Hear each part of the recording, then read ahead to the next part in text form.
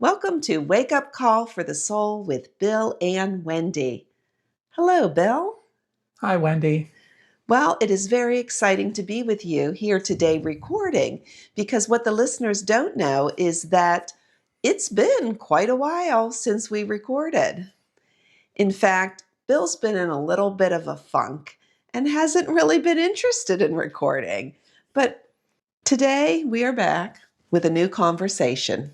Since I've been in this, well, Wendy called it a funk. I will tend to refer to it as the void, although it's been a pretty funky void, to be honest with you.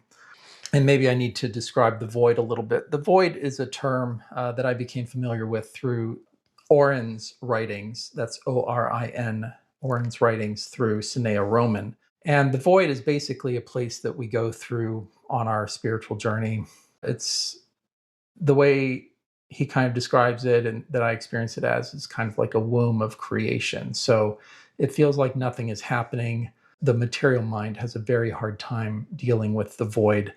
I've been in the void now for what feels like about a month, which is very long for me, and it's been quite unpleasant. But I also know that something always comes out on the other side of the void, just like you're pregnant for 9 months. Not that I would know personally, but Wendy would know that. And eventually someone comes out, someone new comes out of the womb. And that is what the void does for us. It's an opportunity for us to undergo all the inner change, transformation, healing, growth that we need, even if we can't perceive it in the moment, to help us come into the next version of ourselves, the next phase of our existence. And by the way, I have not been a real happy camper in this void. Wendy will tell you that.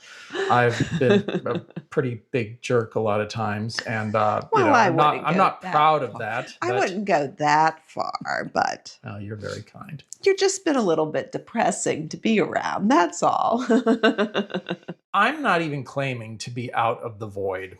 I'm not claiming to be out of my funk. I make no claims that way. I have no idea where I'm at in this process. I'm pretty clueless about it. But yesterday, we were at worship in the park at our church, and the story that was the focus was what is often referred to as the parable of the sower in the Bible.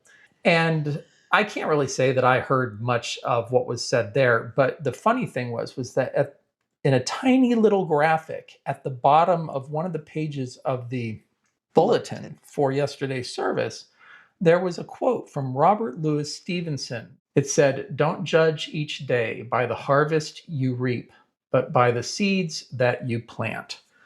And, one of the things that I've realized while I've been in this funky void space is that I have been really kind of down about what I would call results or the harvest.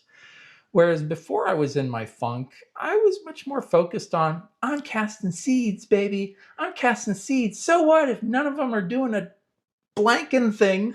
I'm casting seeds.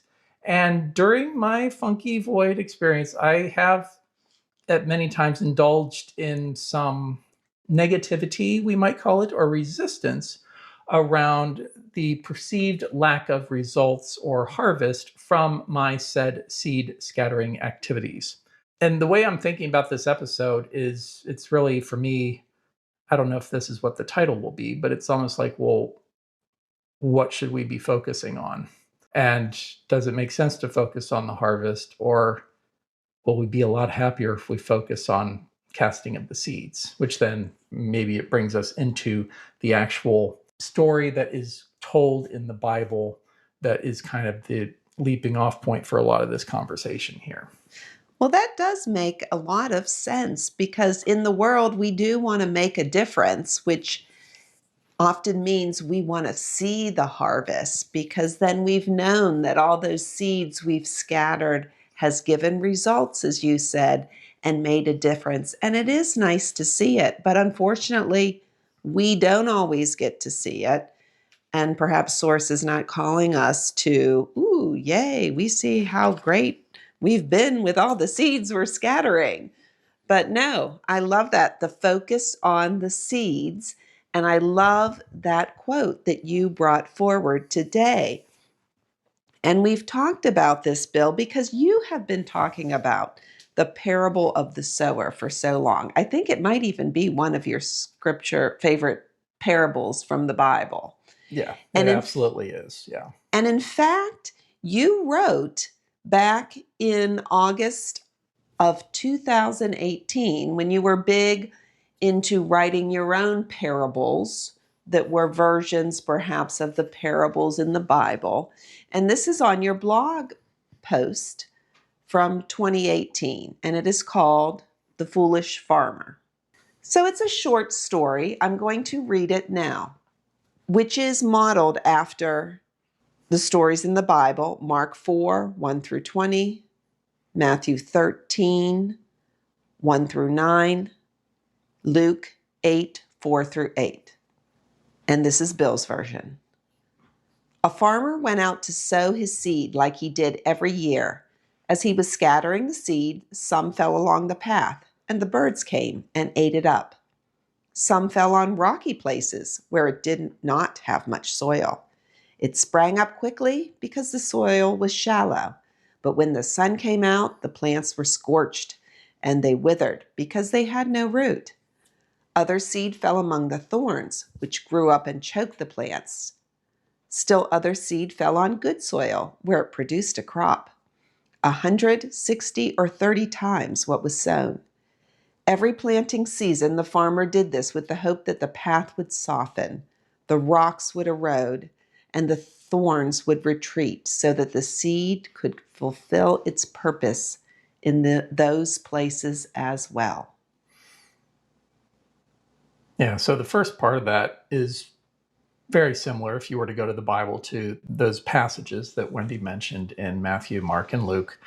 It's just the very end of it that is different from what is presented in what people call the Holy Bible. Yeah, and I call it the Foolish Farmer because I actually moved to a farm between 5th and 6th grade.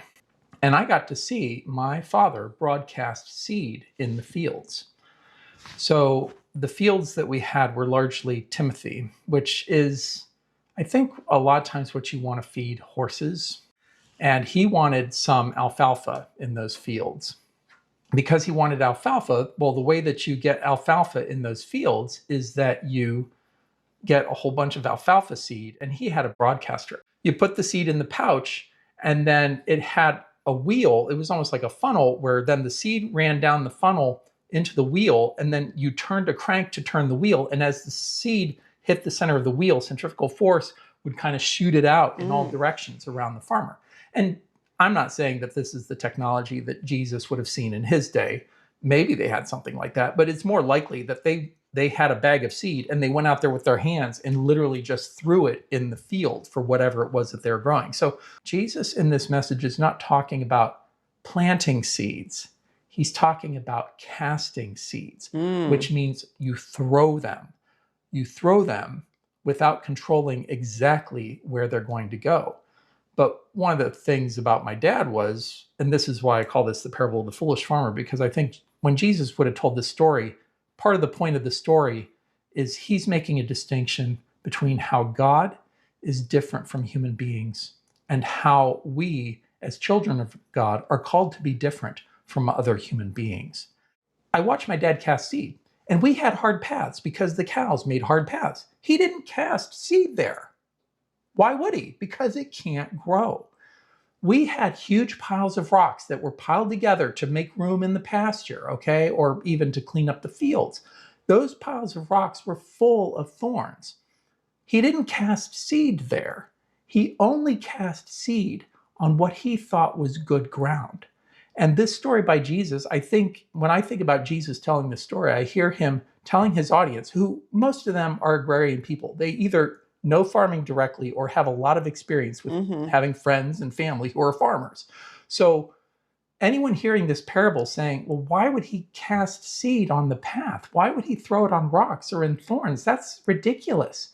And so I've taken this interpretation to suggest that God doesn't do things the way that we do, and that we are called to do things differently. And that during my funk, my void, I was focused on the harvest. I was focused on Well, I've cast all these seeds and they haven't produced any fruit, at least in my mind. And yet, how do I know? Yes, Bill, I've heard you talk about this story for a while. And if a farmer is casting seeds in the good earth, it reminds me that we're just preaching to the choir, that saying that they say, versus casting our seeds out to the world. And I love that God is different from us, obviously. We deep down we know that, but I guess we have to be reminded of this. And I also love how you always talked about that the seeds are like characters in the story too. Because in a way, the seeds are getting blamed in the story. Because the seeds don't have roots, or don't be like the seeds and the thorns that are distracted, or don't be like the seeds that grow up quickly and they don't really produce roots. But it almost seems like you're saying that the story is about the farmer. Well, for me, it's about the nature of the farmer and the nature of the seed. Like these are the two primary aspects of the story that I focus on. Whereas if you look at the interpretations that are given in the Bible for Mm-hmm. this story, the focus is on the quality of the soil, kind of like you were suggesting that well, the issue is the soil. But for me, I'm much more concerned about, well, who is the farmer? Why is the farmer acting so strangely to cast Yeah. seeds in places that make absolutely no sense to me? Because it's very easy to avoid casting seeds on the path, on the rocks, and on the thorns based on my experience, my personal experience living on a farm and watching my dad broadcast seed. Like I've seen it. And Yeah. he avoided those places because there was no point in putting seeds there. So why would Jesus tell this story? And the I have an unpublished book about the life and teachings of Jesus. So it's a book I've been working on for well over a quarter century. It's still unpublished, but there's a passage in it called Scattering Seed. And in it, the context for the sharing of a similar story to this one is Jesus' disciples asking him, "Why are you wasting time teaching people in the Decapolis? Why are you wasting time talking to Gentiles and heathens? Why are you wasting time with these religious leaders? Why are you bothering with any of these people who don't listen to your message?" And he tells them this story of the foolish Mm. farmer in response to that, saying, and then he comes back on them and he says, well, what if I judged you? What if I thought that your soil wasn't good enough to receive this message? What would have happened then? I would have denied you your birthright. I didn't know. I have no way of knowing if anyone's prepared, if anyone's ready for this message or not. My job is just to do my best to cast these seeds and hope that the quality of the seed cast, because the seed doesn't come from me. The seed comes from creator, right? Right. It comes from the earth. It comes from creation, from creator. So the seed comes from creator. I am just here to spread it out and hope that it takes root in And those places. And that if this nature of the seed is eternal, which for me, the seed is the divine essence, divine love, source love. We've talked about that on this podcast. If that seed is eternal, then, I mean, can it really be taken up by the birds? Can it really be destroyed? Doesn't that potential for it to land and to take root in soil, doesn't that exist as a possibility if we go with this interpretation that the farmer is divinity and the seed is the divine essence? And that, or again, that's one take, or that me as a messenger of God is seeking to express through my own being this eternal, infinite seed of unconditional love. well, this is very interesting because oftentimes seeds will grow in thorns and they will randomly grow in some of the strangest places. In fact, when we hike around Cook Forest, you will see trees growing on top of stones, which is pretty amazing. Yep. And then the roots just eventually make it their way down to the better soil. So even if the soil, there's just a little bit of soil on the stone, the tree can even still grow. So we never know what's going to happen. And I mean, if we think about it, look at nature. What is nature's strategy for spreading seeds? They use the wind, they use water, they Yeah, use birds. animals, Yeah. they use all these different means to spread their seeds, and they don't really care. Like, there's such an abundance of seeds. They're not planting a single seed in the ground. They are taking all of these seeds and casting them far and wide with the hopes that somehow, some way, they'll find their place. And who knows, maybe, I don't know what the rules of all these seeds are. Maybe some of them find their place in the next season. Maybe some of them wait a while and then, it's years down the line. I mean, we found seeds in ancient tombs that Yeah. you can still sprout today. The seed it's one of the most powerful symbols of life.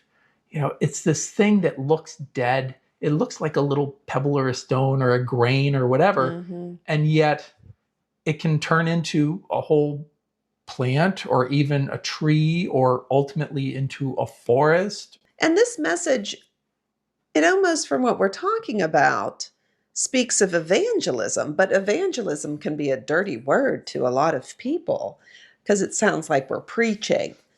But really, evangelism is just showing and sharing Source's love with the world without even people realizing we're sharing Source's love with the world. Yeah. Yeah. I mean, And right. is that what this story, do you think, is speaking? We're called to keep plucking away with sharing the love and spreading the seeds and doing what we can, even when we don't even see any results. Yeah. No, I think that is a big part of the story. I think it's not just the fact that we're to cast seeds, but again, like And my, not just keep our soil ready to receive seeds, because a lot of people take it like that. We're supposed to have our hearts centered in a proper manner so we can receive the seeds. And yeah, and there's nothing wrong with that interpretation. That's fine. There's truth in that too. I yeah, mean, that's the beauty of a parable. Parables are polyvalent. They are multidimensional in the multiplicity of their meanings. So I'm not saying that my interpretation or interpretations of these parables are right. They make more sense to me. They yeah. resonate more with my own personal experience than what is in the Bible. Especially the interpretations in the Bible they don't make a whole heck of a lot of sense to me, to be Because the honest. Bible then goes on and often in some of these gospels to explain what Jesus was thinking. And that's a dangerous path we go down, because how can we really understand what message Jesus is trying to convey? Yeah, and I'm pretty confident that even if that's one of the messages, which I'm highly doubtful of that, it can't be the only message of this story. I mean, Yeah. because even me, like a kid coming up late on a farm, seeing this story and realizing the story makes no sense. It doesn't make any sense at all that a farmer would do these things. Right. And the one thing I've understood or hope to understand is that Source is definitely different from us. Yeah, and Source is not about efficiency. Source isn't about this kind of controlled mechanistic view of things. Source is all about abundance. And again, we have a creation that is vastly abundant. Trees produce way more seeds than they will ever need. Mm-hmm. Every plant produces way more seeds. Most plants produce way more fruit than they need, which the fruit typically contains the seeds, than is necessary for mere survival. So we're dealing And with we have way flourishing. more love to give than will ever be received. Or maybe we don't. Maybe we all don't. But Well, Source has infinite love to give. yes. So the But abundance we're of called to creation. do that too. We're called to love. Yeah, yeah. I mean, I think that this is a parable saying this is what God is like, and this is what we're supposed to be like. We are supposed to be like the one from whom we come. And that's why I have it as the context. I have it in my story in my unpublished book. So, Bill, you're supposed to keep plugging along Yeah, and not no. escape to your funky world of reclusiveness. Yeah, no. And so what I'm trying to do right now, I mean, my mantra right now is seed. That's my mantra that I'm now asking myself. I don't know how long this will last. I don't know if I'll make it a habit or not, but where I can't say that the questions I've been asking myself lately have been very helpful. They've kind of brought me down, to be honest with you. I won't share those questions with you. You can probably imagine what they are based on the conversation so far. But now the questions that I'm trying to ask in the morning and even when I go to bed at night are questions more like, well, what seeds did I cast today? Totally forgetting the harvest, just saying that's not even my concern. Because again, my dad, he didn't go out there then and water all of the alfalfa seeds. The Right. alfalfa fell between the Timothy hay, and then it came up, and he started getting alfalfa in the fields. So he didn't do anything. That was all nature. That was sun, soil, air, and rain. That's it. That's what caused, and he might have done some fertilizing. Not sure about that. But, anyways, basically, nature took care of 99.9% of what was needed after that. And so, for me, the quote from Robert Louis Stevenson, this parable, my own tellings and retellings of this parable in multiple formats over a number of years now, has me thinking that, yeah, I mean, my job is to focus on the seeds, to ask my questions in the morning, like, well, what kinds of seeds would I like to cast today? And then when I go to bed at night, well, what seeds have I cast today? What kinds of seeds would I like to cast tomorrow? Similar seeds, different seeds, because I'm still in this void. Maybe it's less funky now, but because I don't know where I'm going from here. I don't know what's next. I don't know if I'm supposed to keep doing what I've done, if I'm supposed to do new and different things. I Yeah. don't know. I can't see Or any of this we don't stuff. even know if we're supposed to keep doing this podcast No clue. or having these conversations recorded. No idea. I thought the last one may have been our last one, but it looks like this is either the next one or the last one. I don't know. That is true. So listeners will have to stay tuned. We don't know if we'll be back next week, but hopefully we'll be back eventually. If not next week. Yeah, hopefully. I mean, we'll see. If these are the seeds we are supposed to cast. And that is a good question, because really it is probably helpful for all of us to hit these voids, because they're moments of time where we stop and we reflect and we ask and seek sources, hopefully inspiration on what we are to do next. But I like your idea of casting seeds and focusing on that, because we can all cast seeds in such little ways. Who have I smiled at today? Who have I said thank you to today? Who have I interacted with on our walk or at our community garden, or whatever we do? We are all supposed to spread seeds of God's love, source's love in our world. And I love that that is the question you are now asking, Bill. Yeah. Yeah. And I think a key component for me is this letting go of the harvest of the results, because the material mind, it has very specific ideas about what should be, what's supposed to happen. But it doesn't have the perceptual faculty or faculties to actually perceive the effects of pretty much anything. It's good with stories. It's okay with processing sensory information. But right, like, I express love from my soul to some other person. My material mind might not even be an awareness of what my soul emanated to that person. And it's definitely, my material mind, not an awareness of any response or change from the emanations of love from my soul to that other person. So, yeah, I feel really silly now the past month being so frequently focused on results, and when it's like, it's not my job and I can't perceive them with my mind anyways. My mind is incapable of perceiving them. Now, my sense is that my soul, at whatever stage in my existence, will be aware of all that proceeds from what I express. So, and that was something else I realized as I was kind of processing this, is that my mentor, my first mentor, when I entered upon what people might call this divine love path, I expressed something like, oh, well, we don't really know what, or we'll never know what comes of anything that we really do. I was just kind of expressing this in this letter, and she came back and she said, well, my sense of it is that, we do.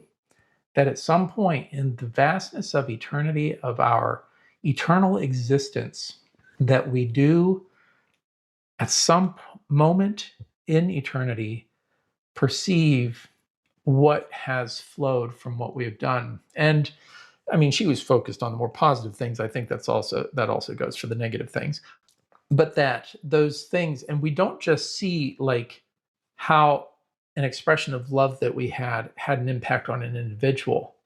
We get to see and perceive at some point in eternity how that expression of love impacted that individual, and how then that expression of love impacted others, and how those expressions of love inspired by our expression of love impact others and others and others. So it's like infinite ripples on a multidimensional pond, and we get to perceive this in the fullness of its multidimensionality at some point in our existence, or at some points in our existence. And that idea is it's terrifying and inspiring.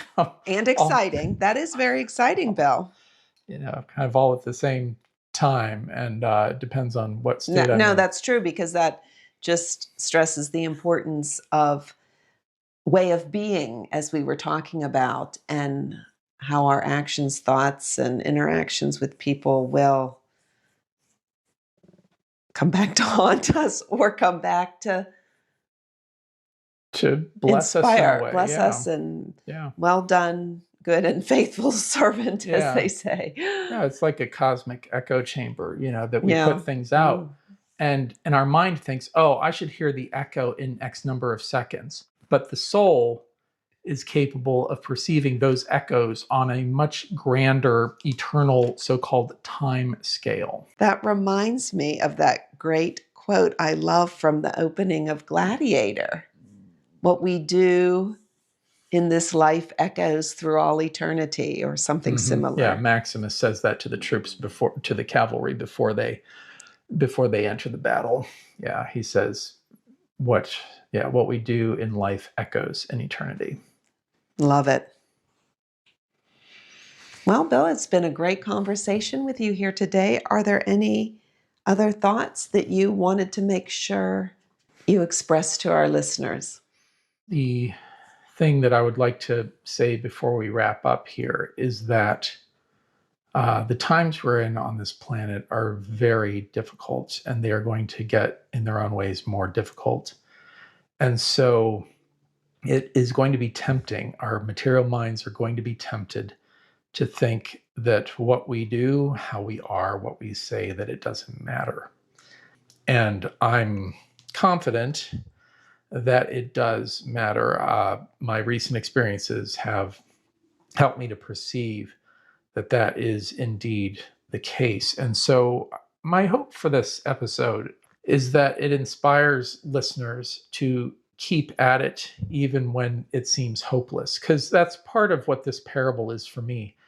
It's the idea that Jesus is talking about source scattering seeds in hopeless places with hopeless people.